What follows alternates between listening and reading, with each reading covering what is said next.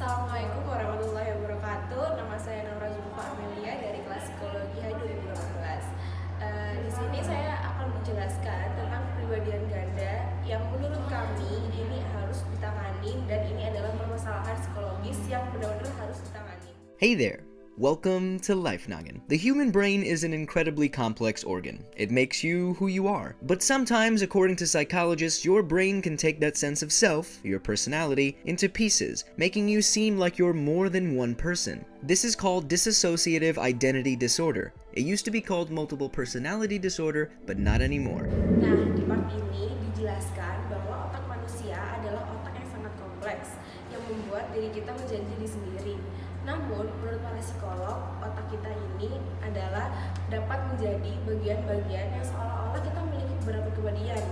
Dan inilah yang disebut identitas disosiatif atau kepribadian ganda. 100 people experience a feeling of having more than one personality, at least once in their lives. Usually, it's not serious. Very few people show up into a psychologist's office because multiple personalities, called alters, are causing problems. To get this disorder, you'd have to have 2 or more identities that can take control of your behavior, and they have to have different memories and feelings of self. There are only a few people who have actually been documented with this psychological condition, but you've probably heard of it thanks to movies and television. In the movies, characters' multiple personalities can talk to each other, but in real life, only the single personality can talk. Think of DID as multiple people trying to share one single phone. Only one can talk at a time, and when one has the phone, the others can't hear anything. This is why psychologists often find people with DID have gaps in their memory. When the alters are in charge of their body, they don't remember anything.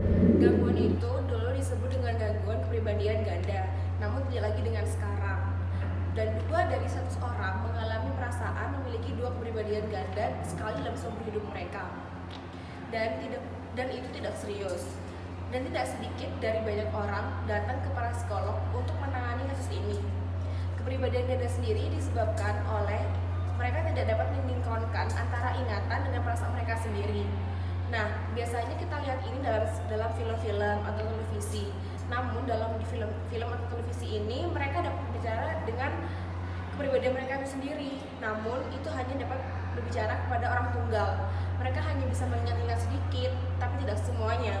Dan itu ada yang menyebabkan kita menjadi ambigu dengan apa yang sudah kita jalani selama hidup. Really knows exactly why someone's personality would fragment like this, but it is a hot debate in the mental health field. The Manual for Psychologists, called DSM, says it could be caused by trauma during childhood, but some psychiatrists think DID doesn't exist at all. Instead, they think it's a product of the stories we read and see. In the 1950s, a best-selling book had a character with multiple personalities, and psychologists... Dan yang menjadi perdebatan oleh manual kesehatan mental oleh para psikolog adalah mengapa mereka tidak ingat persis ketika alter mengendalikan kepribadian mereka.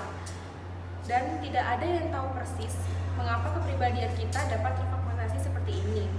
Yang jelas, hal ini disebabkan oleh trauma pada masa kanak-kanak oleh DSM, yakni Dissociative and Statistical Manual of Mental Disorder. It happens again and again, with the last personality fad popping up in the 1990s as Hollywood released dozens of movies with dissociative identities in them. On the other hand, studies have scanned the brains of patients and measured their skin's ability to conduct electricity, and found that they might change depending on the alter in control. So the jury is still out. The reason psychologists call them alters and not personalities is because the patients don't really have 2 or 3 or 5 separate personalities inside one head. Instead, it's a single personality broken into pieces, like fragments of a dish that's been broken. Each alter has a part of the single personality, meaning each alter might have a different mood, age, level of education, name, or even gender. The alters are having trouble working together to make... Di sisi lain, studi dalam memindai otak dan kesabaran dengan mengukur kemampuan kulit mereka menghantarkan listrik, dan mereka mengatakan bahwa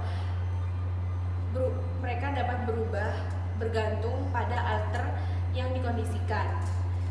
Dan setiap alter memiliki bagian-bagian tunggal yang dapat berubah sesuai dengan kondisi masing-masing, seperti nama, usia, mood, bahkan jenis kelamin yang berbeda-beda. Dissociative identity disorder. Jared could have one alter that is a woman who needs glasses, a second who is an old British man, and a third who is a toddler that cries all the time. Jared might experience all of these fragments in his head at the same time, or not. He could hear their voices or not. He might even have amnesia if one of the alters took over. Unfortunately for patients with DID, just like a broken bowl, there's always one big piece. The biggest personality, the main person, would probably feel very depressed and sad, would have memory loss from when the fragments took over, and could carry a lot of guilt and stress because of it. In the end, psychologists will keep an eye out for patients who have more than one personality. One woman claimed to have 162. But for most of us, we'll have to be satisfied. Jadi ada pria yang bernama Jared dan dia mengalami gangguan disosiatif. Dia memiliki 3 kepribadian, dan yang pertama, dia berubah menjadi wanita yang membutuhkan kacamata, dan yang kedua, dia berubah menjadi pria tua Inggris, dan yang ketiga, dia berubah menjadi balita yang suka menangis. Jadi, pada saat waktu yang sama, kita tidak dapat mendengar suara mereka, dan dapat dikatakan kita mengalami amnesia jika ada perubahan yang mengambil alih. Oleh karena itu, para psikolog dihimbau untuk mengawasi dan tetap menemani pasien yang mengalami gangguan disosiatif ini dan melebihi dari satu kepribadian. Jadi, opini saya, gangguan kepribadian ganda ini adalah gangguan yang benar-benar harus ditangani oleh para psikolog. Seperti kita harus mengawasi mereka dan benar-benar harus mengawasi. Kenapa? Karena kita tidak tahu kapan dia akan berubah, kapan dia akan berbuat ulah, sehingga membuat kita seperti harus benar-benar menemani mereka.